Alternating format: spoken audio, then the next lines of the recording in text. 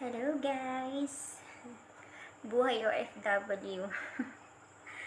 Mag-isa lang dito sa loob ng kwarto. Pagkatapos magtrabaho, maliligo, kakain, magpapahinga. Siyempre mag-aayos ng sarili. Titingnan kung ayos ka pa ba, kung okay ka pa. Ayan, kagaya nito, nagpapaganda ako, di ba?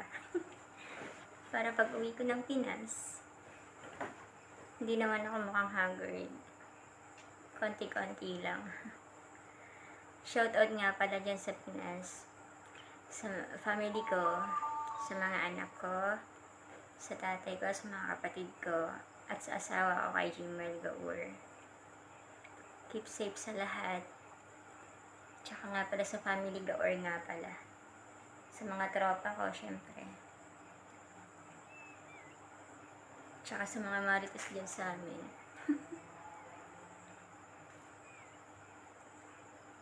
Ganito ako, mag-isa lang ako dito. Mag-ML lang ako, magti-TikTok. Katulad ngayon, gumagawa ng video para sa vlogger. Wala lang.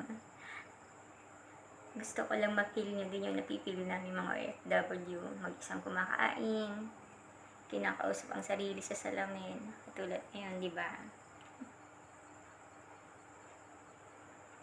Ayan. Kasi marami na akong pimples. So, kailangan ko talagang lagyan siya ng cream.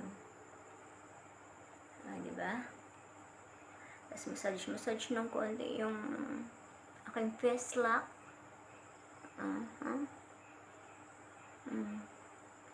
Diba? So, medyo ayos-ayos na ako ng konti. Ayan. Ayan, kasi nagkakaroon na ako ng blackheads. Mga itim-itim sa mukha. So, kailangan ko siyang lagyan ng cream. Pangtanggal ng mga pekas. Tagayawat. Oily skin.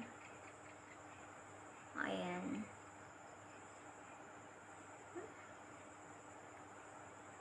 Maganda na ba ako?